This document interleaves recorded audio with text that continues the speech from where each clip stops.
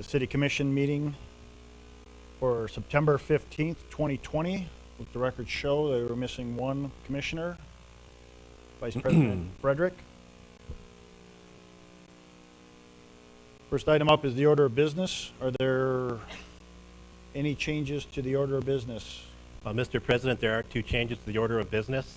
The first one would be underneath Administration and Finance. If we could add item 3E, it will be a contract with Total Control Incorporated for asbestos inspection of the former Faith Expressions building. And underneath Public Safety, if we could add item 4A, Fire Department proclamation. Okay, any questions for Assistant City Administrator Dossinger?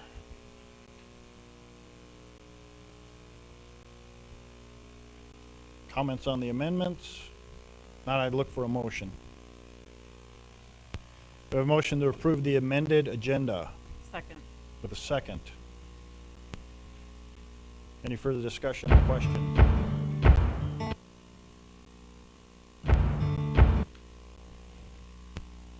Hearing none, all in favor of the amended agenda, amended agenda, state aye. Aye. Aye. Opposed, same sign. Motion carries. Commissioners, on the consent agenda, are there any items you wish to discuss with city staff? On the consent agenda, I have the approval of accounts payable, approval of the ABM printer lease, and approval of city appointment of CVV board member.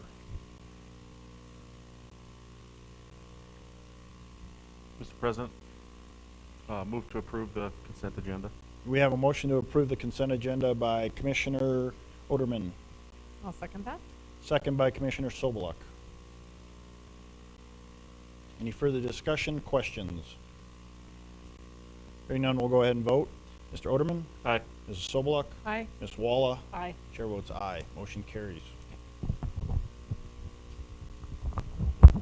We'll move into the agenda. And the first item up, we have the Dickinson Airport budget. And representing the Dickinson Airport budget is Mr. Kelly Brown. Hey, good afternoon, everybody. I'm Kelly Brown, I'm the Afternoon. airport manager. And today I've got a couple of things for you guys. First order is the budget for the airport. And before we get into all the details, I'd like to say thank you to the City of Dickinson for all the support that you've given us the last couple of years, especially during our runway reconstruction project. It's been hugely beneficial. This is a project that's going to serve Dickinson and Southwest North Dakota for a very, very long time. So I appreciate all the support that you've given us. I had Dakota Drone Works, a local company here in town, do a little video for you guys so that we can see where all that hard-earned money is going. So without any further ado, if we could dim the lights and roll that beautiful airport footage.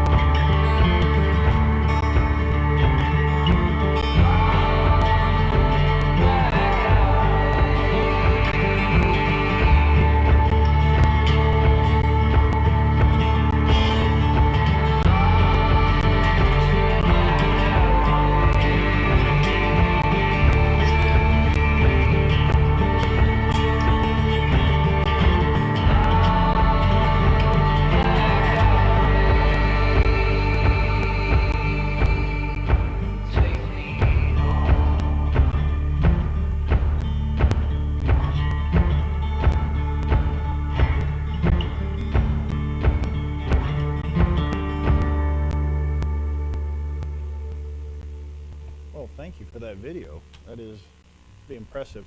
How thick is that, to bear 90,000 pounds? How thick is that Yes, concrete? good questions. So the runway's poured in two sections. It's a temporary runway, so we're trying to conserve as much resource as we can. So the edges of the runway are about 7 inches thick of concrete, and then we've got about 22 inches of base course underneath that. The main center section, that 50-foot center section, is about 11 inches of concrete with the same 22-inch subbase underneath of it. And then our new runway will be able to bear how much weight? So the new runway right now, target is 90,000. But after the concrete is cured and we send it to the lab for testing, we may be able to up that weight-bearing capacity to 100,000 or more. It all depends on where the test comes back. But right now, the target that we're shooting for is 90,000. And then the main runway, once that's rebuilt, will be 150 feet wide, so it'll be 50 feet wider than our temporary and 7,300 feet long. Any other questions for Mr. Brown? Pretty impressive, seeing that all operate. Yeah, it's been a pleasure and a privilege to be able to be a part of this project. And the credits kind of got screwed up a little bit at the end, but I think it's super important. All the companies that you see, with the exception of just a handful, are all local companies here in Dickinson. So every dollar that we invest in this project gets put back into the community. Not only do we get a fantastic facility when this is all done, but the funds that we use to build it are staying local, which is great. All right. So back to the budget. In your packet, there should be 2 sheets. One has got our expense summary on it. The other one has got our income summary on it. I'll just get down to the bottom line here. We have seen a significant impact to our operating income this year, and we expect that to continue through next year and possibly into the year following that. So if you look, what we had for a budget last year, what we have for a budget this year, there's a significant reduction. We're looking at $1,026,137 for an operating budget this coming year. Our income projection, again, very, very conservative, $1,073,457. Everything works out the way we wanted to. We'll have about $47,320 in the bank at the end of the year next year. I can answer any questions that you guys have. If there's an expenditure that you want more detail on, I can give you that. Same thing with the income summary. Mr. Brown, have you received any of the federal relief payments? Yes. So the airport received CARES Act funds through 2 different grants that we got from the FAA. One, we received just a little over $1 million for in CARES Act money to cover operating expenses this year because of the significant impacts we've had.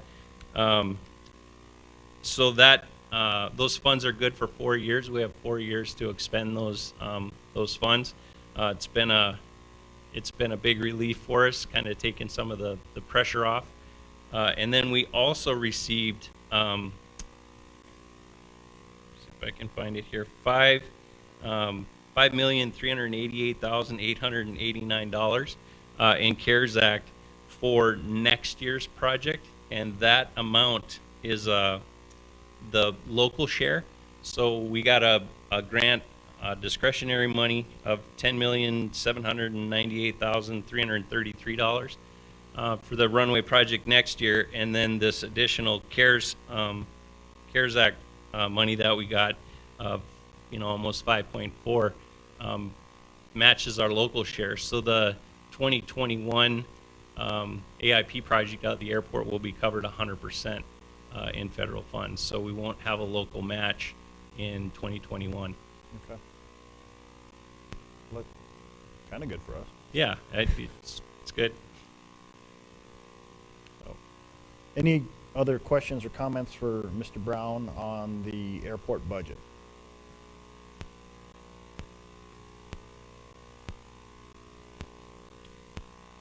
And required by state law, we must approve his budget. So if there are no questions, I'd look for a motion to either approve or deny the budget for the airport. Mr. President, I'll move to approve. We have a motion to approve the 2021 airport budget. Second. With a second. So we have a motion to approve by Commissioner Walla, second by Commissioner Oderman.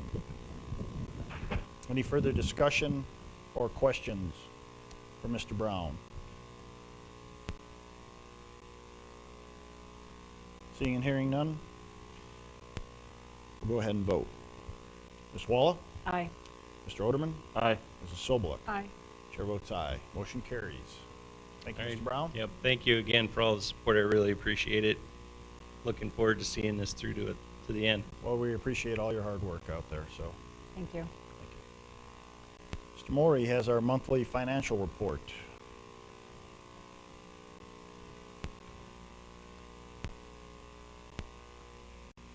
Thank you, President Decker and Commissioners. This financial report is as of August 31st, 2020. So starting with our net working cash total, you can see we're about 65 million, down just a little bit from the prior month where we were closer to 70 million. Part of that is our SRF payments all came out in August, which is a big part of what that decrease is. As far as our investments, we actually saw a slight increase. I know we talked about this at prior meetings as well, but our pension contributions are all made at the beginning of the year. So at this point, we're just getting interest and realized gains and losses. So we did increase just a little bit. We're a little bit over 38 million in our total investments.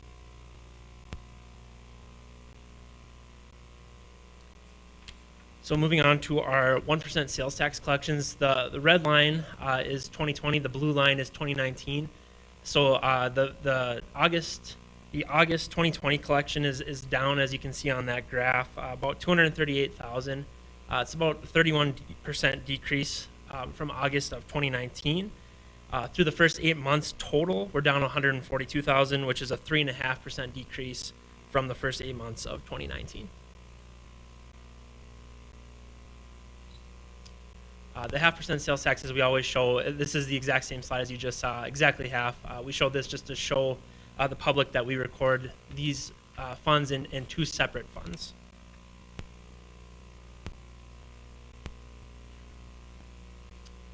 In our hospitality tax, again in the red line, you can see in August of 2020, we're down about 16,000 compared to August of 2019. So about a 15% decrease in August. Through the first 8 months, we're down 52,000 total, which is an 8.2% decrease from the prior year.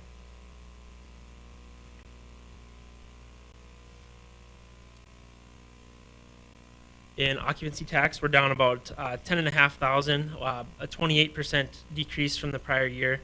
And then through the first 8 months, we are down about 60,000 total, which is also about a 28% decrease. And also, as a reminder, these funds are paid directly to the Convention and Visitors Bureau with a half of 1% of an administration fee taken out.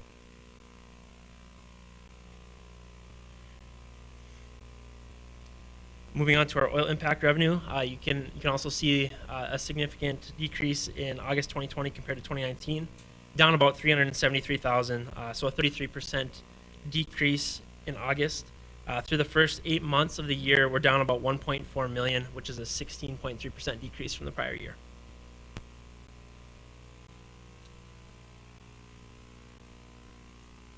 With our general fund revenue, so at this point in the year, being these numbers as of 8 months, so we should be roughly 2/3 with our collections. We are at 75%, roughly 75% collected, so we're ahead of where our collections should be at this point in the year, which is good. And then expenses, we're about 61%, so we're actually doing a little bit under budget on our expenses. So right on track for both general fund revenue and general fund expenses. For the enterprise funds, same goes for revenue. And revenue, we're just a little over 67% collected, so we're ahead of pace on there as well. And then our expenses, we're at 60.15% of our total budget expended, so we're also ahead of schedule with our enterprise fund expenses as well.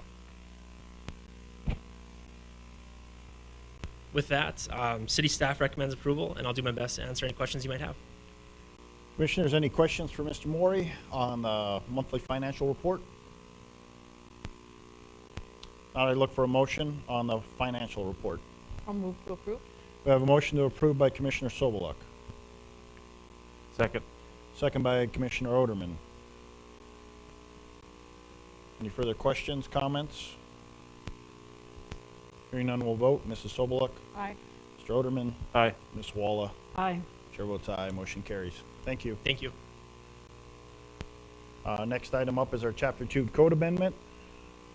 And City Attorney Winko will be handling this. Correct, Mr. President, Commissioners. Before you is a code amendment for Article 2. I have to thank Commissioner Sobeluk for bringing this to my attention. The code is a little bit antiquated in that it requires a quorum to be present physically in order for someone to appear telephonically. Given the COVID situation and things that we're experiencing, these amendments would allow us to be more flexible given those circumstances, to allow the commission members to appear via other electronic means, Zoom, GoToMeeting, so that we can still hold meetings given the pandemic and any additional crises that may come up in the future. Well, appreciate catching that. I thought we had corrected that when we switched over to the telephone a couple of years ago. We were allowing commissioners to call in. No, like I said, I have to thank Ms. Sobeluk for scouring the code and finding that, and it was a worthwhile amendment and couldn't be more appropriate now given the circumstances. So staff recommend approval. Okay. And this is ordinance. I do have one question. Okay. With how we've edited, I like the way it's edited for us as commissioners. Is there any editing or anything we need to put anywhere? How, for a period of time we only had it via YouTube. No one could come in here because of requirements. Does that need to be put anywhere that? Because I'm sure it's going to stay on YouTube indefinitely now, which it should. Does any? Commissioner Sobeluk, are you referring to like open meeting sessions? Yeah. Thank you. Typically what I've seen, at least what we're seeing from the governor's office with the proclamations regarding the executive orders limiting access and space, I think those directives, considering those are open meeting requirements, they're more state law specific than they would be city specific. So I would recommend the city just follow whatever guidance comes down from the governor with regard to open meetings. Thank you. And this is 1701, ordinance 1701. This is the first reading. At the second reading, we will have the public hearing. So are there any questions, comments, commissioners, on this Chapter 2 Code Amendment?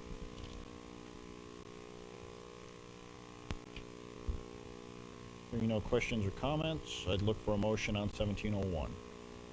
I'll move to approve. We have a motion by Commissioner Sobeluk to approve 1701, Second. and a second by Commissioner Walla. Any further discussion, comments, questions? Go ahead and vote. Mrs. Sobeluk, Aye. Ms. Walla, Aye. Mr. Oderman, Aye. chair votes aye, motion carries. We have a report. Assistant City Administrator Dossinger, you have a report from the North Dakota League of Cities. Thank you, Mr. President. The North Dakota League of Cities is hosting a virtual conference this year. I'd like to remind the commissioners that if they are interested in going to any of the virtual sessions, they need to let Rita know so that she can get you registered in time. The deadline for registration is September 21st, and the conference dates are from September 24th through the 30th. So if you are interested in taking any of the virtual sessions, please get in touch with Rita by the 21st. And we have one added item this evening. Mr. Dossinger, you have a proposal by Total Control to do I guess, a recon of our new city hall where it's going to be our commission chambers. They want to go through there and look through the building, see if there's any additional work that needs to be done. Correct. This is an action item. It is a contract with Total Control Incorporated to do asbestos inspection of the former Faith Expressions building for the sum of approximately $800 to $1,200. At this time, staff is requesting approval of this contract so they can get in there and take a look at it. Okay. And if we have any further questions, Mr. Schwint is here. If you have questions for him, he has gone through the building, as did I and Commissioner Frederick, along with Mrs. Carlson and the architects last week when they were doing the RFP for the improvements to the building. I think there'll be a second tour for architects just so they can get a better feel, because we weren't able to get completely into every place that we needed to go. So we're going to extend the RFP and let them go through again. So, and this will assist them also by having Total Control go in there and look if there are any concerns. It is an older building. So any other questions or comments? Hearing none, I'd look for a motion on this contract. So moved. We have a motion to approve this contract with Total Control by Commissioner Oderman, I'll second that. second by Commissioner Sobeluk. Any further questions or comments? Hearing none, we'll go ahead and vote. Mr. Oderman, Aye. Mrs. Sobeluk, Aye. Ms. Walla, Aye. chair votes aye, motion carries. We'll move into public safety, and this evening we have our agenda is amended to include a proclamation. That was originally planned to be presented by, I guess it is by Fire Chief Presnell. So, good evening. Fire Prevention Week is a national campaign run by the National Fire Protection Association, just to educate families on fire safety. Sorry. It's been around since about 1925, when one of the presidents signed it into effect. This year's theme is serve up fire safety in the kitchen, with cooking being the leading cause of home fires and fire injuries in the United States. That is the theme this year. Thank you. I can answer any questions that you guys may have. Thank you, Chief Presnell. Any questions for the chief? Hearing none, I have the proclamation in front of me. I shall read it. City of Dickinson, North Dakota, proclamation. Whereas the City of Dickinson, North Dakota is committed to ensuring the safety and security of all those living and visiting Dickinson, and whereas the fire is a serious public safety concern both locally and nationally, and homes are the locations where people are at the greatest risk from fire. And whereas 2 of every 5 home fires start in the kitchen, with 31% of those fires resulting from unattended cooking. And whereas Dickinson residents should stay in the kitchen when frying food on the stovetop, keep a 3-foot kid-free zone around cooking areas, and keep anything that can catch fire away from the stovetops. And whereas residents who have planned and practiced a home fire escape plan are more prepared and will therefore be more likely to survive a fire. And whereas working smoke alarms cut the risk of dying in reported home fires in half. And whereas Dickinson's first responders are dedicated to reducing the occurrence of home fires and home fire injuries through prevention and protection education. And whereas the 2020 fire prevention theme, Serve Up Fire Safety in the Kitchen, effectively serves to remind us to stay alert and use caution when cooking to reduce the risk of kitchen fires. Therefore, I, Mayor Decker of Dickinson, do hereby proclaim October 4th through the 10th, 2020 as Fire Prevention Week, and throughout Dickinson, I would urge the people of Dickinson to check their kitchens for fire hazards and using safe cooking practices during Fire Prevention Week 2020. and to support the many public safety activities and efforts for the Dickinson Fire and Emergency Services. To officially approve this proclamation, I would look for a motion. So moved. We have a motion to approve the proclamation for Fire Safety Week 2020. Second. And a second. All in favor of approving the fire proclamation, state aye. Aye. Aye. Opposed, same sign. Sign this. Hand that down to Mr. Dossinger. And thank you, Fire Department, for all your hard work and effort and training, as we thank all our city employees for their hard work and diligence over the year and promoting the safety of our citizens. We will move into our 5 o'clock timetable. And the very first item up will be presented by City County Planner Josephson. We have a public hearing for a Chapter 39 amendment for the Downtown Overlay District. Mr. Josephson. Thank you. Good afternoon, Mr. President and Commissioners. Steve Josephson. This is a second reading of Ordinance 1700. What it does is, if approved, it'll add in the block-and-a-half area to the Downtown Overlay District, added into the Overlay District that had been previously approved. We had covered the Overlay District at the last meeting, and I'm here to answer any questions you may have. Thank you, Mr. Josephson. Any questions for Mr. Josephson on Ordinance 1700, which is a Chapter 39 amendment to our downtown overlay?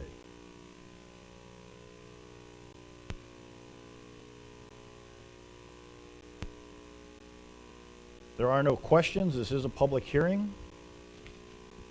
I will open up the public hearing to anyone that has any concerns or comments on Ordinance 1700 and the amendment to our Chapter 39 Downtown Overlay District. Please come forward, state your name, let us know your concerns or have any comments on this amendment.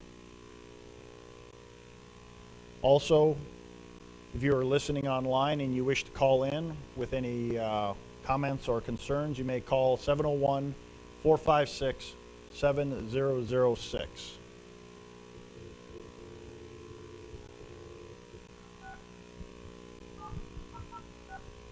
The conference is currently empty. You will hear silence or music on hold when connected. So if there is anyone from the public listening or watching online, if you have any concerns, 701-456-7006, or if there's anyone in the audience here wishes to state any concerns or comments on this, please come forward.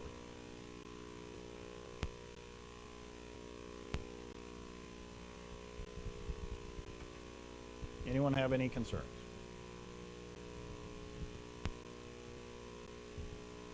Not seeing or hearing anybody from the public with any concerns on Chapter 39. Commissioners, again, if you have any questions for Mr. Josephson or staff, please ask them at this time.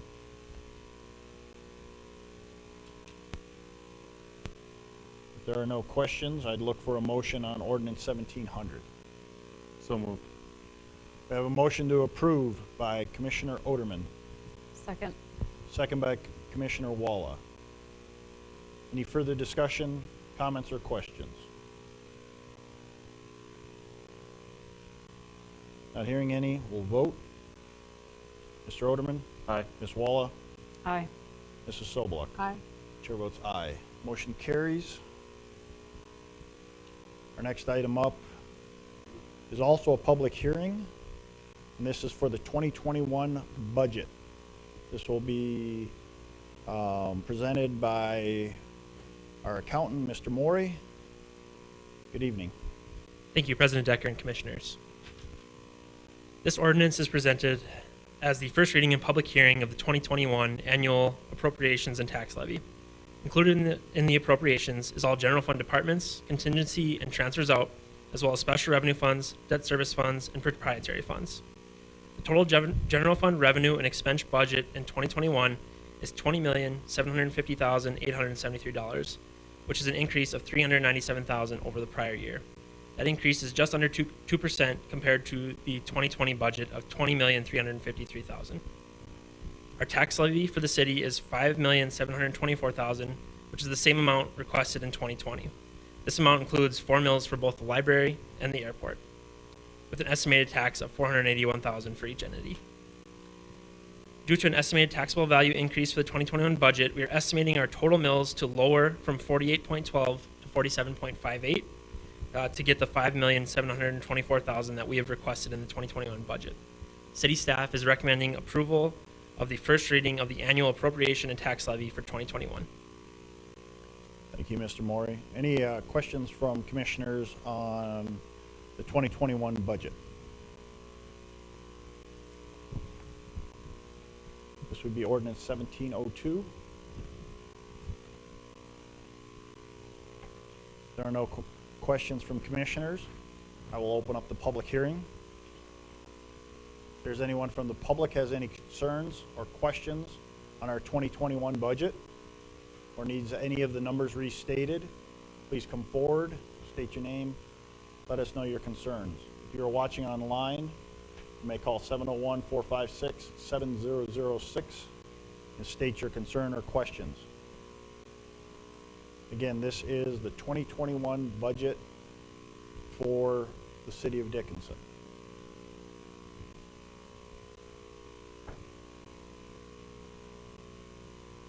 Anyone have any concerns or questions, comments?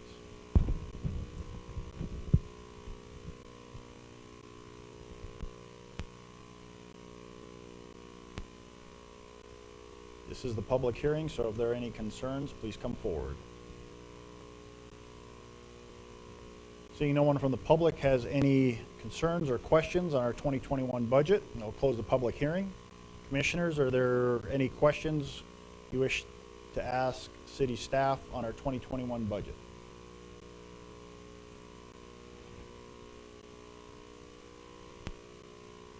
If not, I'd look for a motion on ordinance 1702. I'll move to approve ordinance 1702. We have a motion to approve by Commissioner Sobeluk, this ordinance 1702, our 2021 budget.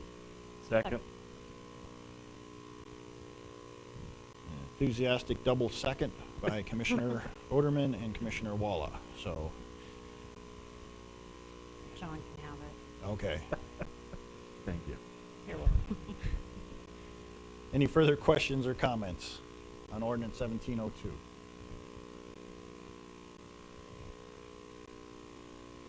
Hearing none, we'll go ahead and vote. Mrs. Sobeluk? Aye. Mr. Oderman? Aye. Ms. Walla? Aye. Chair votes aye. Motion carries. There will be a second reading of the budget at our next city commission meeting. We also have a public hearing for the right-of-way vacation for Pinecrest, and that'll be handled by Assistant City Engineer Marshik. President Becker, Commissioners, in your packet was a document showing what we have on screen, which is a vacation request for right-of-way within the Pinecrest subdivision. This area is located in the southwest corner of the intersection of 21st Street West and 30th Avenue West. The property is currently owned by one owner, and so this right-of-way would be divided up between the 3 lots that you see on this document, and the owner would retain that property. The intent is that this will revert back to an ag, or it has reverted back to an ag use, and will become a property that is going to be developed as a residential home. The intent is to move forward based on the decision tonight to combine these lots in another fashion via an irregular plat. For this vacation, city staff is recommending approval of this vacation. Do you have any questions on this item? On this plat, we have a road construction on here. That road was never the Pinecrest Parkway, just, We are keeping that okay. because we have city utilities in that right of way. So we do not want to vacate that property. However, there is no utilities, and we got consensus in the application from other utility companies that nothing is running in these areas of right of way that are notated in red. Okay. And then that lot 2 that sits off of that utility vacation, that's where the water tower sits. That would be correct. And there's no, I know they want to combine these lots for residential. Is there any setback off of that lot? We would look at that when they Okay. come forward with what their plan is for the property. They just didn't want to move forward with too many things and then have this be denied for some Okay. reason.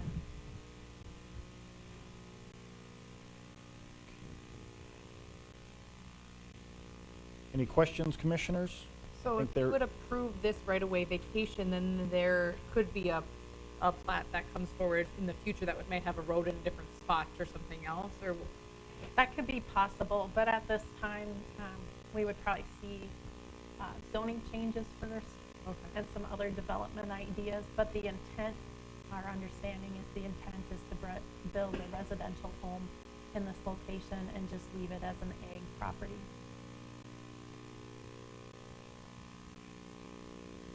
And is this city property or is it part of the ETZ? I believe this is This in- is city. This is in City. city limits? If this is outside the city limits, I think this was inside the city limits. Yes, Commissioners, it is in the city limits and zoned agricultural now, and Ms. Marshall addressed it well in that if there's any other proposals that come through, they would have to go through a subdivision process to either recreate or rededicate either of those lots or a reconfiguration of those lots. And there is not currently a house on this lot? On this, Correct. Right.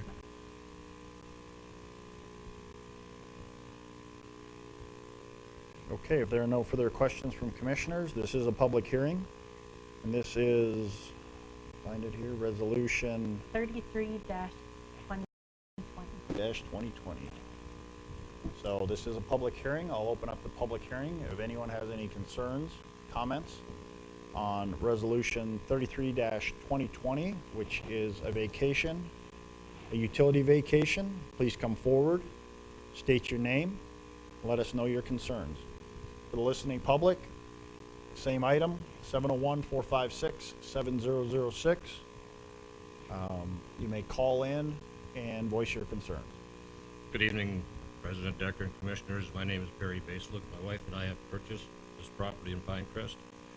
Our reason for the vacation is the fact that it was to be developed on behalf of the previous owner by another developer, and of course they failed to do so within a certain amount of time. So as the city staff stated, the property has reverted back to an ag zoning. Anyone that's familiar with the property up there knows that there is very mature pine groves excuse me, in the area, and it attracted my wife and I to it due to the seclusion of the area. Our intent is to build, and there is no short-term plans for any redevelopment. I won't rule that out in the future, but we want it to be treated as a singular parcel for our development at this point. Thank you. Any questions? I can surely try to answer.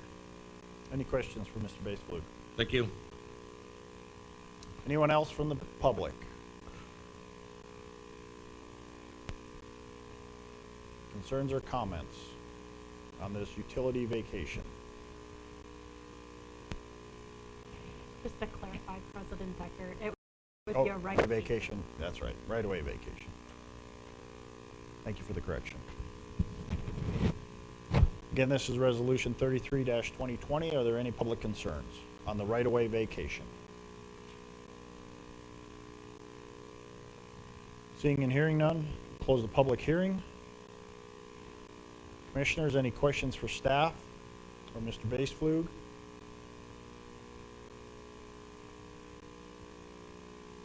Hearing none, I look for a motion on Resolution 33-2020.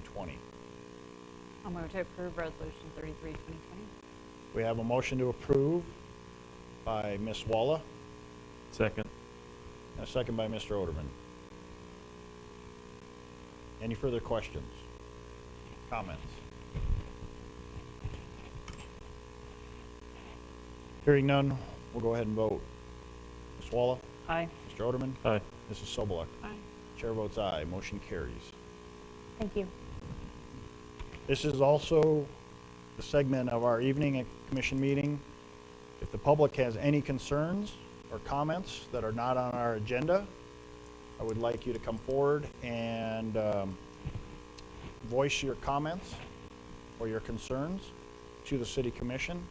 Any item that is not on the agenda, please come forward, state your name. You may also call in to 456-7006 and state your comments or questions for the city commission that are not on the agenda.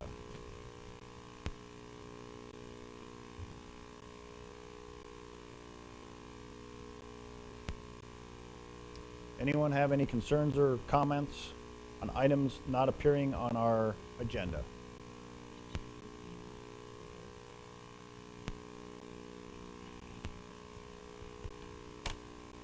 One product.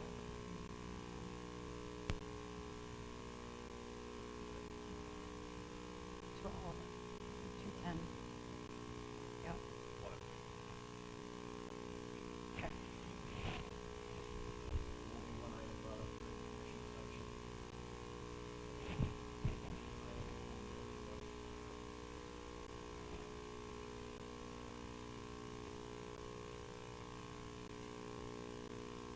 Do no one have any concerns or comments about items not on the agenda?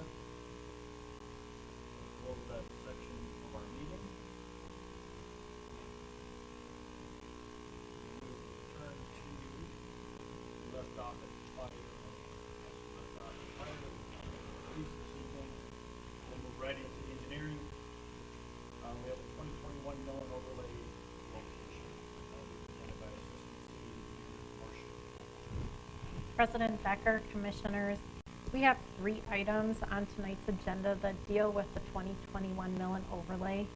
Our first item is to share with you locations, and then we'll move into discussions about process and if we can use the same process for the Millen overlay that we did in 2020.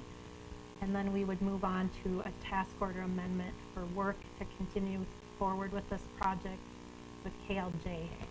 So in moving forward with the first item, I'd like to introduce Carl Jackson with KLJ, and he's going to walk us through what he assisted us, he and his staff, with city staff to come up with different locations in the city and how we came about prioritizing one area.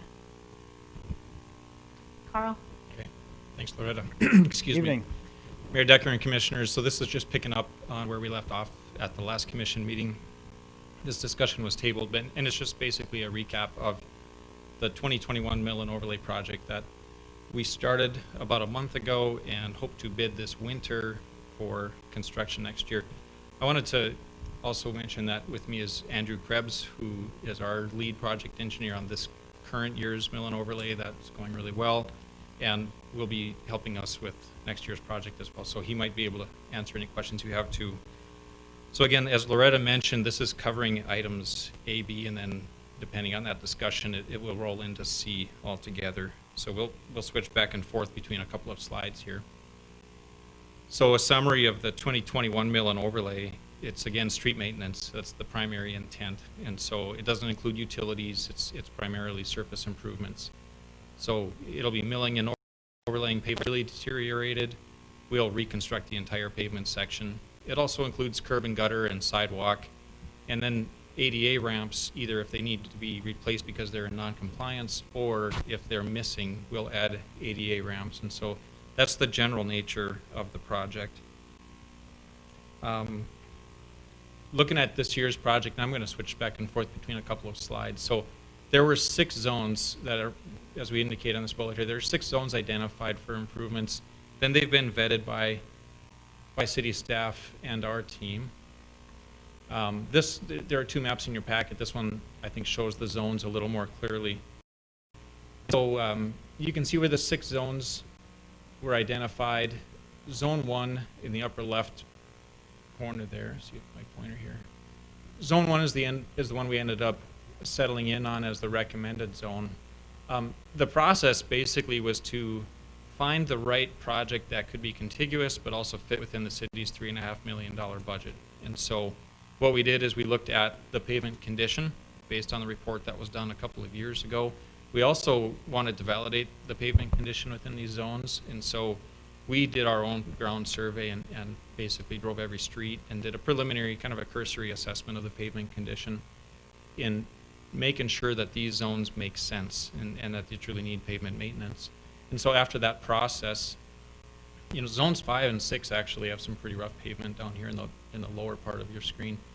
They've got some pretty rough pavement, but we identified, talking to city staff, that there are some utility rehabilitations that need to occur there that aren't currently able to be included in the same budget in the same construction season. So zones 5 and 6, I suspect will be on the radar in the near future for pavement maintenance. But because of that, we ended up focusing our attention on zone 1.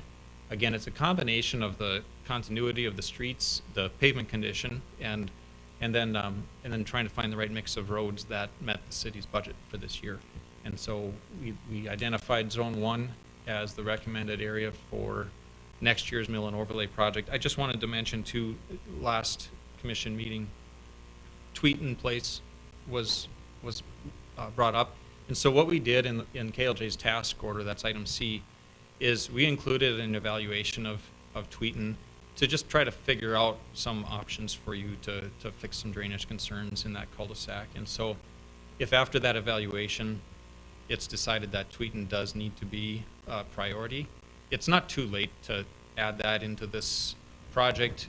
If budget concerns become evident, then we'll either need to come back to you and request a little bit more money to include Tweeton, or we could look at all the other streets that are in zone 1 and see if it makes sense to just cut one out or something. And so we'll look at that in the next few weeks and make that part of a recommendation working with city staff. Okay, so similar to this year's project, it's anticipated that the mill and overlay for next year will include a special improvement district. And if you recall, the City Commission approved a special assessment policy last December of 2019. And so it would basically be the same program. And I think that's what the goal has been of city leadership, is to establish a consistent way of going about these projects. And so the assessable items, as shown on the screen here, it's basically the concrete work. So it's curb, gutter, sidewalk. But as a reminder, we're not assessing for any of the ADA repairs, because typically the ADA repairs occur at a corner where it's not really fronting anyone's individual lot. It's where the right-of-ways come together. And so ADA ramps will not be assessed. And then also the street pavement, that won't be assessed. That's coming out of the city's budget. Item B on your agenda, just to clarify, it's not to formally approve specific assessments and specific lots or anything. That's going to come through a formal SID creation process later this fall. And a rough schedule. So this fall we'll get going with design as soon as you're ready, and the SID creation process will take place in that November, December time frame. Hopefully it will be finished before the first of the year, so that we can bid it in late January, early February, trying to get ready for a competitive bid season, and then also start construction as soon as weather allows next summer. There's some other information in your packets that I'd be glad to answer questions on. We're not really prepared to go through all the details, but you have another map. Oh yeah, it did show up. This one's really busy. So basically it's just depicting the zones and the relative pavement condition, and we don't need to go through those in detail. Unless you have questions, it's available for you. And what's not on the screen, but also was in your packet, is the breaking down the cost estimates for each block. So if you have any questions, we can answer questions on those too.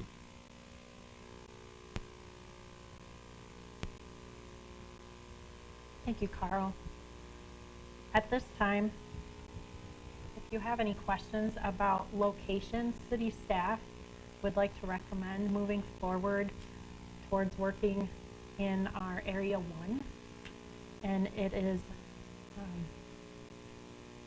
I guess, our recommendation, and we would like to hear if you have questions about that, or if you'd like to make a motion to move forward with that location for next year's project. Thank you, Mrs. Marshak. Any questions for city staff or Mr. Jackson on the location?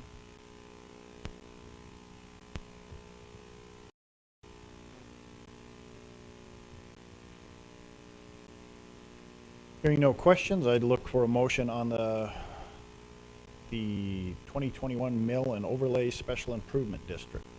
I'll move to approve. We have a motion to approve by Commissioner Sobeluk. Second. Second by Commissioner Oderman. Any further questions for city staff or Mr. Jackson?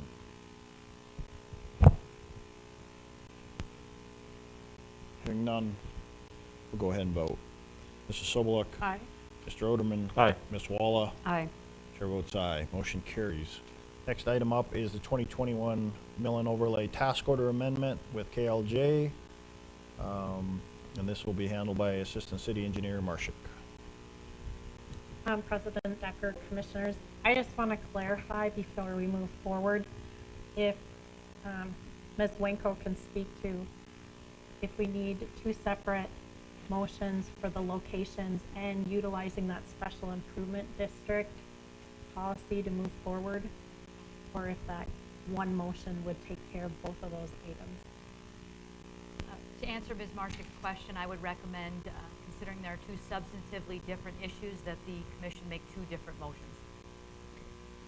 So the first motion was to approve the selection of the location. The second one will be to approve the district. So, look for a motion on approving the district. I'm slightly confused here, help me. So what are we approving now? So the first one was to approve our recommendation to use location 1 as Okay. the area we want to work on next year. This next item, what we're looking for is your approval to follow last year's policy, which would be to special assess the concrete work, which would include curb and gutter and the sidewalk installation as needed. So what he had shared on that slide, Mr. Jackson had shared on that slide. Correct, that would be right. So are there any other questions, commissioners, for Mrs. Marshak? This is the second motion that I'm looking for would be to approve the special improvement district. Policy. The policy, yes. I'll move to approve. We have a motion by Commissioner Walla to approve the SID, I'll second it. second by Commissioner Sobeluk. Any further questions, comments?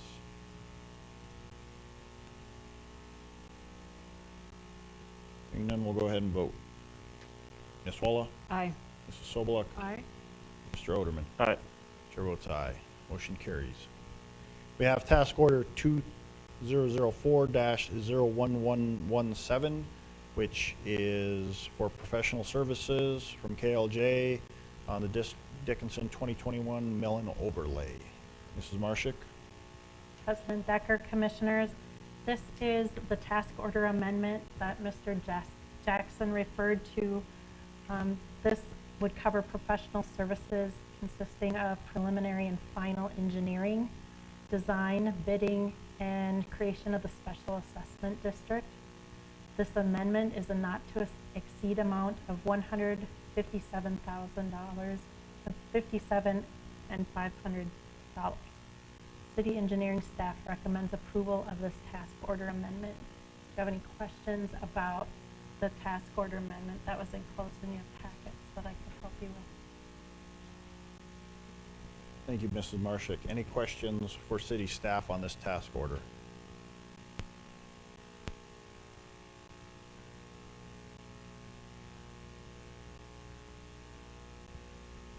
Hearing none, I look for a motion on task order 2004-01117. So moved. We have a motion to approve by Commissioner Oderman, Second. second by Commissioner Walla. Any further questions or comments?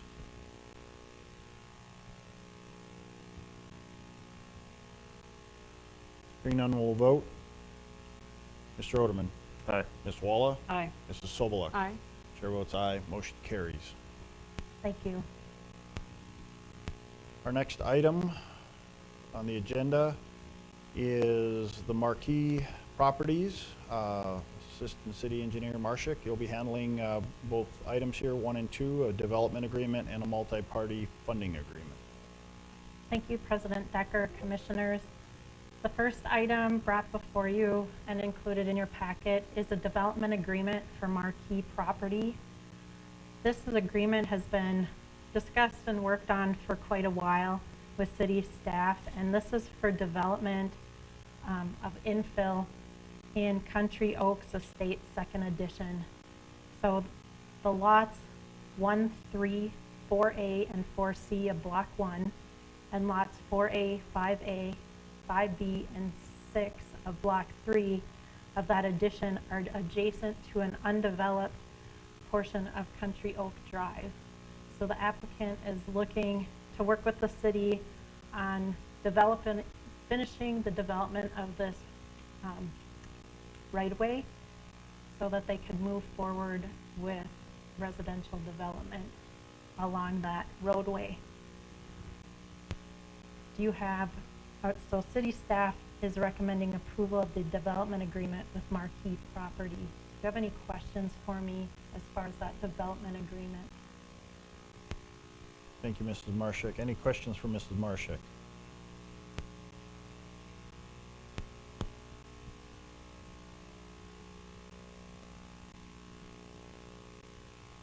Hearing no questions, I'd look for a motion on the development agreement with Marquee Properties. So moved. I have a motion to approve the development agreement by Commissioner Sobeluk. Second. Second by Commissioner Walla.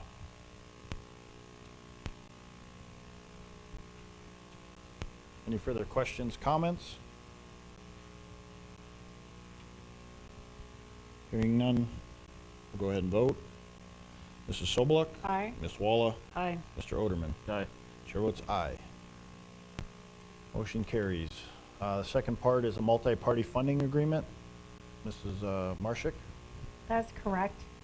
This agreement is for your consideration between the Marquee Property and Northern Improvement Company. This agreement follows our new template with the exception of requiring the contractor to bond at 120% for 2 years. And part of this change has to do with this property already being partially constructed as the utilities are already in, and that these discussions were going on before we set up these templates. As I had said, the agreement will be between Marquee Property and Development and Northern Improvement Company with the City of Dickinson. It provides the developer, or requires the developer to provide financial security in the amount of $185,969.64 with 120% of the project, which is 120% of the project cost. City engineering staff is recommending approval of this multi-party agreement with Marquee Property and Development and Northern Improvement Company. Do you have any questions I can help you with on this multi-party funding agreement? Thank you, Mrs. Marshik. Any questions for Mrs. Marshik or city staff on this funding agreement?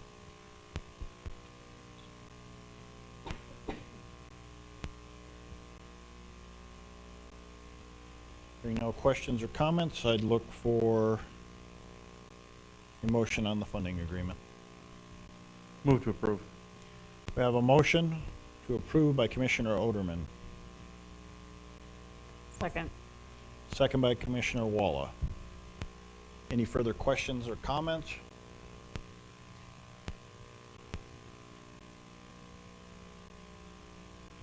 Hearing none, we'll vote.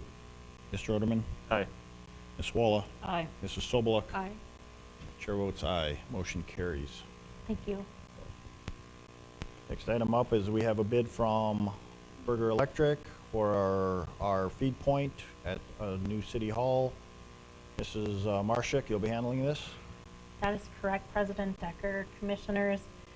For your consideration is a bid from Berger Electric for feed point and circuit work in our downtown area, especially needed to service the American Bank Center. The total bid price was $24,481 for 2 new circuit feed points in the alley and new circuitry along with 3 ground boxes from the new feed point to the southwest corner of the new American Bank Center. This was one of 2 bids, and this was the low bidder. City engineering staff has reviewed the bid and recommends approval of the Berger Electric proposal. Thank you, Mrs. Marshak. Any questions or comments on this task order? This is task order number 200156-01. I do have one question on this. So it says providing a feed point to the new American Bank Center, southwest corner of the new American Bank Center. So is it American Bank Centers or our property, or the city's property, new property they're acquiring? The feed point will work for multiple areas downtown, but the new American Bank Center needs this feed point location to be able to tie into with their new property. I mean, I did miss speak. It is for the new, but it will service the whole area there. So. Okay, so it'll go into the new American Bank Center building, but it'll service us at City Hall? I'm not sure how that circuitry work, what those locations are for those. Mr. Schneider can address that and help me with the He was electrical. getting anxious back there, so he wanted to. But it will, it's definitely needed in a timely manner because of the project that the American Bank Center has. And I'll let Mr. Schneider fill you in. President Decker and Commissioners, I can just clarify, the feed point for this area is actually west on 2nd Street in the alley between 2nd Avenue West and 3rd Avenue West.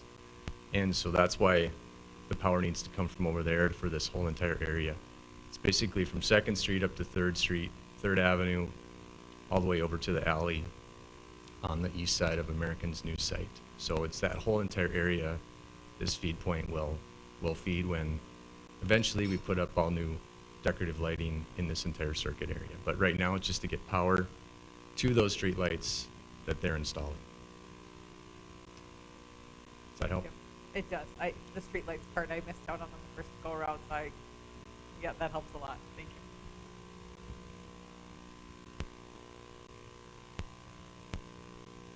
Any other questions for city staff on this task order? Again, this is task order 200156-01. I'll make a motion to approve. We have a motion to approve by Commissioner Sobeluk. Second. Second by Commissioner Oderman. Any further questions or comments?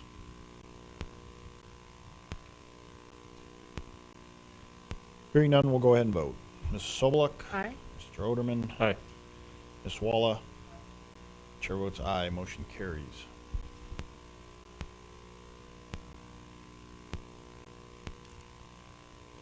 Let's see. No reports from Mr. Zuroff this evening. We'll go into planning. We have a future land use amendment. President Decker, we have Oh. one more item.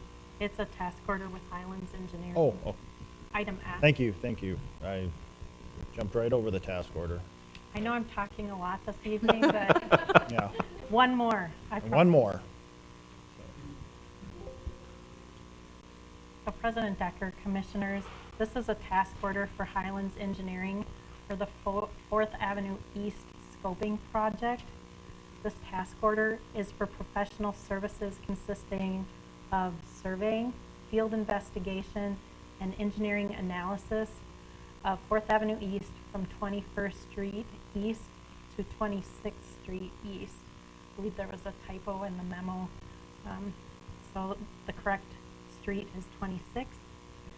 This is in order to provide a recommendation for the scope of the project improvements and approximate project costs associated with the project. The work is a not to exceed amount with this task order of $17,290. Just as added notes, project is an urban roads project with construction planned in 2022, pending availability of federal funds. And at this time, the estimated cost is approximately $900,000, with our local share being $180,000.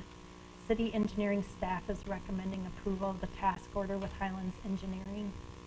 Do you have any questions on this task order that I can help you with? Any questions for Mrs. Marshak on the Highlands Engineering Task Order?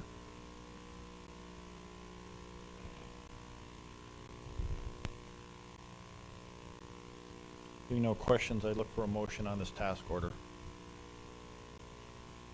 I'll move to approve. We have a motion by Commissioner Sobeluk to approve the Highlands Task Order. Second. Second by Commissioner Oderman. Any further questions or comments?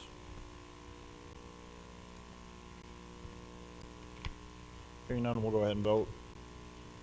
Mrs. Sobeluk? Aye. Mr. Oderman? Aye. Ms. Walla? Aye. Chair votes aye. Motion carries. Thank you.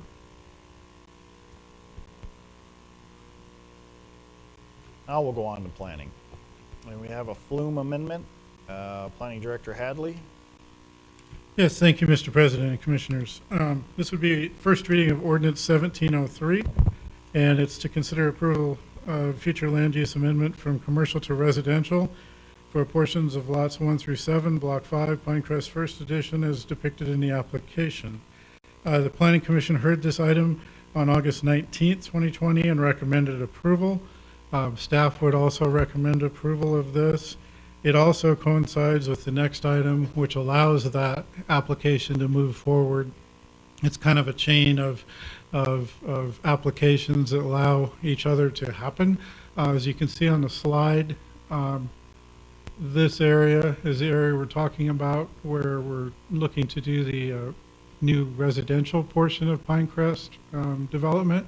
This area along 30th and along 15th is all still the areas that are remaining as commercial in the long-range plan. And that was a long discussion. We did have many discussions on that during the Planning Commission meeting, but the Planning Commission did review and approve that. And with that, staff would recommend approval of the first reading of 1703, Ordinance 1703. Thank you, Mr. Hadley. Any questions for Mr. Hadley on this proposed future use amendment? I just want to say that I think it's fantastic that we're finding a way to keep those trees there. But there's not a lot of trees in this area that are nice and mature like that, and to find a way that we can maintain those and bring a residential area in there, I think these lots will go really fast, and we'll have a nice development there. So.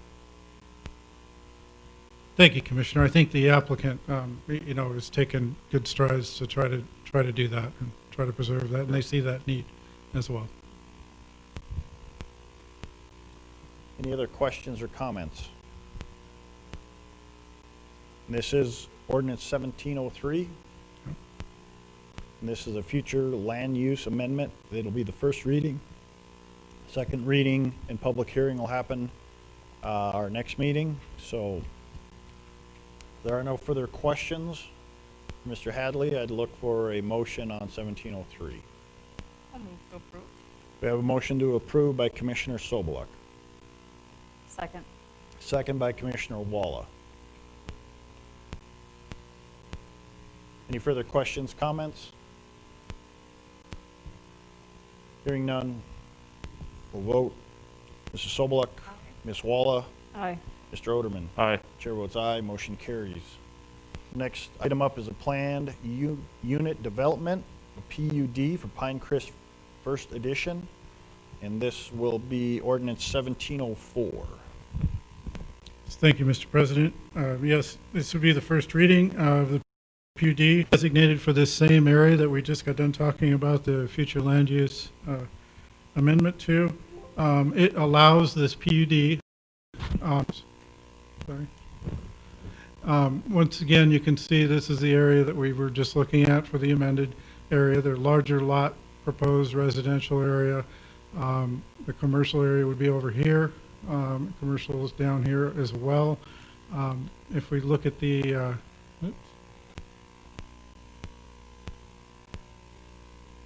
to be smarter than a remote, this would be the profile in the PUD that we're discussing right now for the roadway, the section.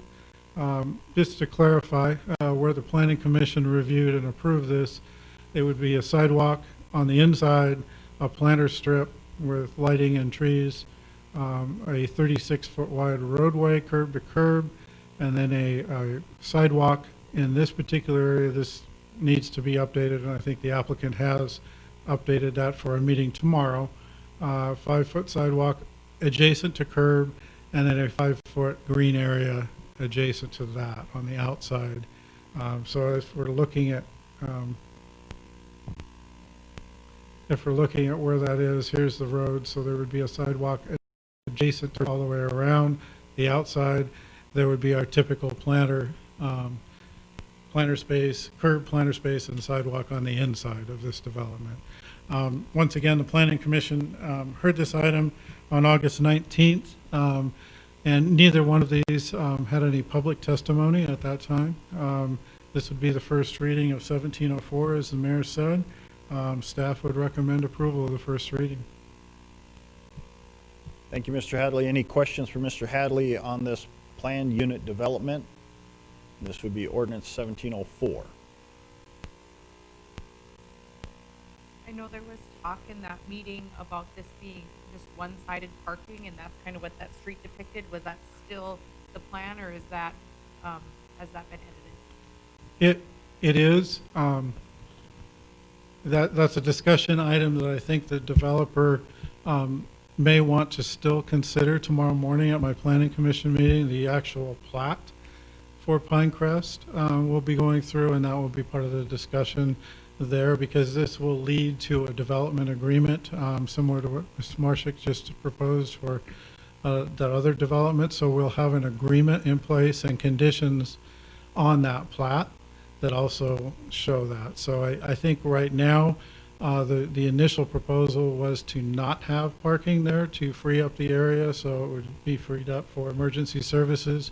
Obviously, we also had a long discussion at the meeting on whether it be enforcement. It obviously is a public road, so that public roadway will be signed for no parking, but if someone's parking there, they will have to call the police department for enforcement of that.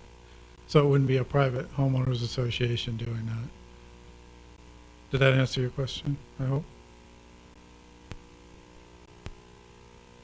It was a very lengthy discussion that Yeah, morning. sorry. If you watched. I've been accused of that before, yeah. Mr. Hadley, just one question. Would that be a private street, or would that actually be a municipal street? It's a public road, Okay. sir. Yep. And then I'm sure there'll be further discussion. I know there was other concerns besides fire services, just the one access point. I'm still concerned with the one access point, just the one road. Sometimes I think that leads to some issues, but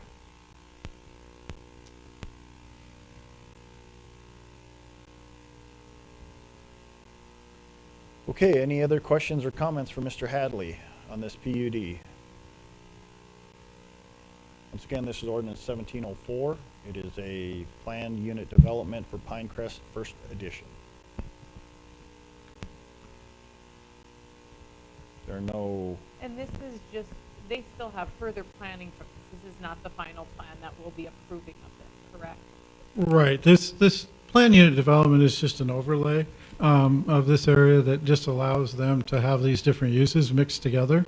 There's some discussion. One of the other comments and discussions that we had was the area right here, buffering between the backyards of these residential areas and the commercial, there would be some sort of a screen. And so in the development agreement, there would be a screening requirement, which we required in other developments.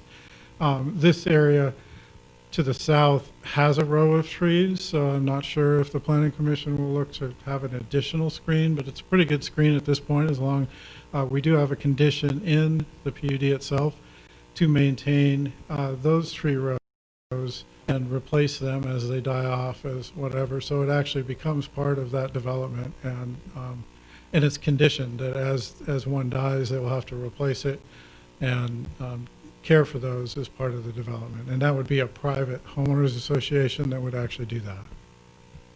And there was some discussion to limiting the commercial use to the east of exactly what it could be. Yeah. So all of a sudden, you don't have a hotel going up there in somebody's backyard.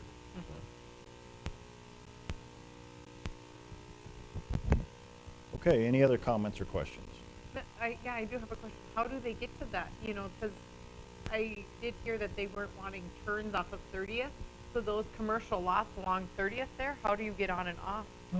There's a constructed road, if you can see that it comes up from Right here. 16th or 15th and loops around. Okay. It's right here. You can see it on that one.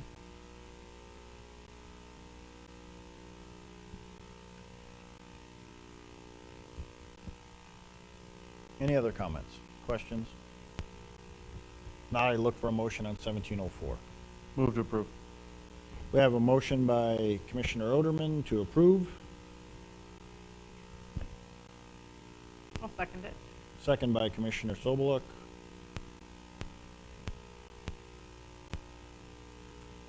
Any further questions or comments?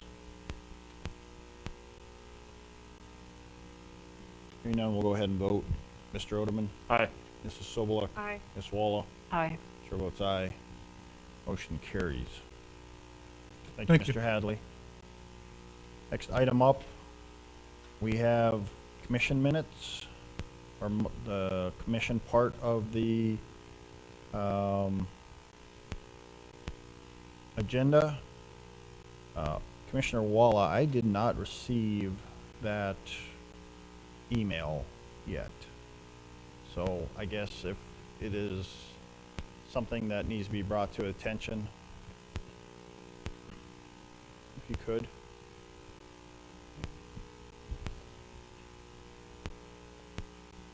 I'm not sure who all received from Bruce Burke. I got it. Water issues is what he had. You were on here, so I can Yeah, forward it it's to not you. down. Yeah, it's, How do you want me to handle this? So on February 9th, 2020 at 2 p.m., they noticed water coming out of the ground in their front yard just a few feet from their home. We immediately called the city and reported the leak. A city employee stopped by to check it out and said he would return with the equipment to shut off our water. City employees returned and closed the curb stop, but it did not slow down and the flow of water in our yard. City workers then attempted to stop the flow of water at our block. They worked for 7 hours before getting the water shut off. Our foundation held off the water for 5 hours before giving up and flooding the basement. And they're on 4th Avenue Southwest. Do you want me to just keep reading? is this something you're quite aware of? I'll leave this question. Okay. Okay. This is, Mr. President, Commissioners, this is an issue that myself, Ms. Carlson, Mr. Zuroff are well aware of the situation. This occurred several months ago. This was reported through NDERF. Okay. Our insurance carrier denied Mr. Burke's claim. I have informed him of that, and so I think he's potentially reaching out to you to seek additional recourse or potentially a different remedy. But this has been vetted by the city's insurance carrier, and they have denied coverage. So if there's additional conversations that we need to have with Mr. Burke, we certainly can have those conversations, but to bring you up to speed, Okay. that has gone through the process already. Okay, so really he could appeal the, It would The be up decision. to Mr. Burke to make the Right. decision what his next step will be. right, So he could appeal the decision and go through that process with the insurance company. That could be one of those issues if he chose to do that, but Okay. it has been vetted and it has gone through the process. Very good. I did give him the number for the public comments, but he missed the. Oh, he did? Okay. Yep. So this is something that city staff is aware of and working on, so I just did receive the forward from you, so I don't know why his original didn't come to me, but, and duly. Your ND superintendent. Yeah, well, that's my regular one, so. We'll continue to work with the Burks. Are there any other items, commissioners, that you wish to bring up, discuss, that were not on the agenda, or just anything in general that need to be brought to the public's attention or addressed by city staff? Did you have something for I Raleigh? do have one the tour of the new city hall. Is there anything exciting going on? Like, I don't know, was there anything that we should know about? I know you guys went over there and toured it last week, and so I just didn't know if there was anything that we should be brought up. They just, the architects walked through, just looked it over. Like I said, we didn't get full access as originally intended, so they're gonna have a second walkthrough so that they can better assess the situation. City court was brought in, their needs, their requests, what they would like to happen. I think everybody's gonna give a little on this. We're moving into a much bigger facility, but it's got a bigger facility for city staff with offices, a lot. We as commissioners are gonna be in a smaller room. And that's okay. I mean, most of the time this is our audience, so. We're usually packed. Yeah. Since I've been here, there's only been 2 nights the place is standing room only, so I think we can make do in a little smaller venue for us. And are those walkthroughs, are those not considered city meetings, so can only 2 commissioners go, or could more come? Well, there was just, yeah, it wasn't as an advertised meeting. Okay. So we can advertise it if you want, the next one as a special, or I don't have to go next time, and I don't think Mr. Frederick needs to go next time. 'Cause So I we can would- have I 2 would like to, yeah. completely different commissioners walk through, and I'm fine with that. Or we can advertise it as a special. I'm all for more input for, they're basically looking at what we have here, putting it back in there, the concerns with IT for, one of the items, instead of having these drop downs, we requested now to have like 60-inch screens, like regular TVs or monitors. That way you don't have to turn off the lights, you have the monitor. There's really not necessary to have a monitor in front of us. This one really hasn't worked since I've been here, so. We're gonna have a smaller podium. We asked for, it's just basically taking this and putting it into the old Christian bookstore, and then trying to accommodate the security needs for the city staff. Now, when they come in the front building, there'll be some barriers that have to be erected. One of the concerns too is we have to construct a ADA bathroom that doesn't exist on the first floor. For Nowhere on the first floor, or just well, in that for public in that- access. So just in the faith expression section. No, they'll probably have to, in the faith that, in the commission chamber, there's no bathroom right now. There probably won't be a bathroom in that section either, but there will be a walkway between the commission chamber and the front of City Hall, much like this. So that's where the bathrooms will have to be constructed over there. So, and there are no bathrooms there now, so, yeah. You know, the one thing that I know before, you know, the 2 new commissioners got on, Ms. Walla is aware, when we went through this, I had asked the prior city administrator to do multiple walkthroughs, and they never happened. And things like this could have, like the ADA bathroom, we could have caught it sooner. Now we're playing catch up.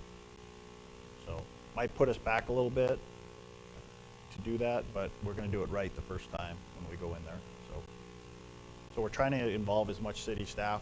Mr. Schwint is the project manager now. He's been assigned. So if you, he's on a day-to-day basis working with whoever needs to get in and out of the building. So I would say if you guys want some updates, contact Mr. Schwint. And he's doing a great job with that. So he came in, went through the building, and you know, that's when he decided that it was time to call in total control, just have that walkthrough and have that inspection done. So probably should have done a lot sooner, but now like I said, we're dealing with it now. So, but the next walkthrough, we'll make sure, if anything, if there are more than two want to go, if Mr. Oderman wants to go too, we'll set it up as a special meeting, and I guess the only concerns then will be with the bank, and you know, when it's actually the insurance center, so they'll just have to, if it's a special meeting, that means the public can attend. So, but we'll have public in there anyway with architects, so. And we can do that, that's easy enough, and everybody can walk through and see what we're dealing with. And when do you have the next walkthrough? Sorry. I don't think Mrs. Carlson has scheduled that yet. Has she, Mr. Schwint? No, they have not. So we're going to probably, you know, extend the RFP deadline so they can get an adequate time frame to get in there and look at it. So.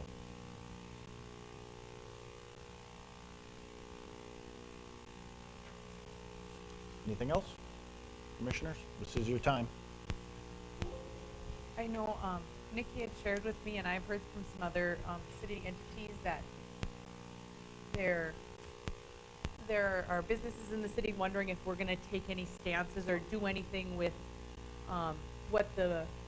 if we're going to be following what the governor says, or if we're going to make different recommendations. And I think we kind of started this conversation last time a little bit, and I think we just need to be very transparent on where we want to be. And so I feel like having a discussion on that, and you know, being transparent on, as a city commission, on how we want to lead the city, if we want to impose more regulations or have our current you know, just follow what the governor is sharing with us. And so I have what I feel on that, but I don't know if anyone else wants to share. So share what your feelings are. I feel we should follow what the governor is saying and not impose extra restrictions, that we should continue to let businesses operate. And then they need to make sure that they're being safe, practicing within their business. And I feel, and so that would be how I would make a stance. And then, but I feel as a commission, we need to make that together, not just what I feel. And that's what I've voiced. I've had multiple citizens call me and say, I need to shut the city down. And I said, that is not my decision, it is the commission decision.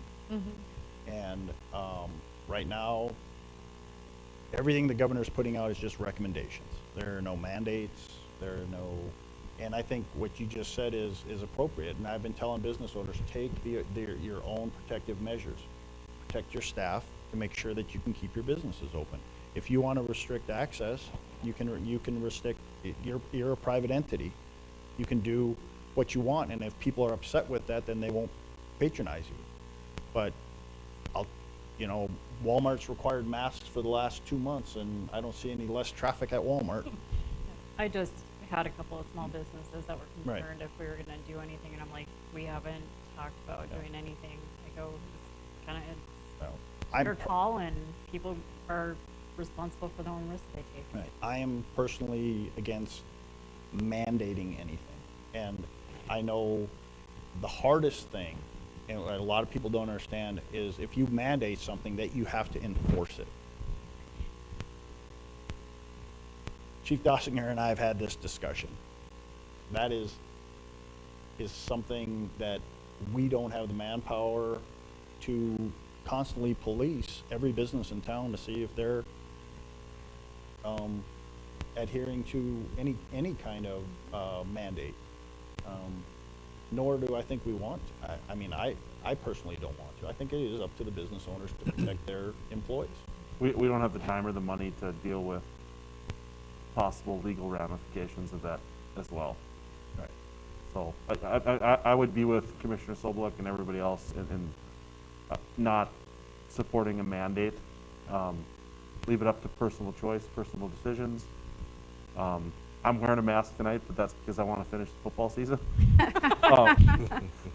And make sure that I don't wipe out my team by going to public meetings and things like that. But yeah, it's important for us to support personal freedoms, and I people agree. can make choices to live their life the way that they're going to live, and no matter where you stand on masks. I think the thing that I think is frustrating for everybody is we really had an opportunity, I think, this last spring for unity in this country, and people started to try to score political points based on your stance on masking or not masking, and it's caused a lot of division, and we have a bad habit of assigning malevolent intent behind someone's decision to wear a mask or not to wear a mask, and we should be leading with grace and kindness and understand people when they make the decisions that they make, and not judge them and assign some negative character trait to them based on their personal decisions. And I think if we all took that approach, this would not be as hard as I think people are making it. Well said. Yeah. Right now, there is a public health meeting convening tomorrow afternoon with Southwest Health. I'm not able to attend because I will be in the interview process. But if a commissioner, I know Chief Dossinger will be in that. Correct. The call. If any other commissioners want to be part of that, want to, get a hold of Chief Dossinger, get the information. Again, we can't have more than 2 in there, otherwise it's a meeting. I'm out of town. So, Commissioner Sobeluk, Commissioner Oderman. What time? Check. I think it's at 1 o'clock. Is it 1? 1. I'll have to double check. I can send you the Yeah. information. And If I you think can they're send me the Too. information, I might be able to make. And I think they're doing it by Zoom. It's a Zoom meeting, right? I think it's Zoom. Yes. Yeah. I'll send you the information, So- Mr. Oderman. Thank you. You'll be gone. Oh, you know what? It's already on my calendar. Okay. So, Yeah, you were probably included on the For healthcare. healthcare end Yeah. of it, so. Weird. so, yeah. Wonderful, because I have prior commitments tomorrow after that time, so I won't be. Yeah, so I wouldn't be able, but, Chief Dossinger is gonna be in there. We'll have Commissioner Oderman. I think you can reiterate our stance, either one of you. This is something we all have to get through together, but at the same time, we cannot, I spoke with the governor's office, and they basically, I said, we can't shut down the economy. The harm, the psychological harm to these business owners and just the general public is irreversible compared to some of the other effects that are happening from the actual COVID. So, we need to keep plugging along, moving forward. Anything else, commissioners?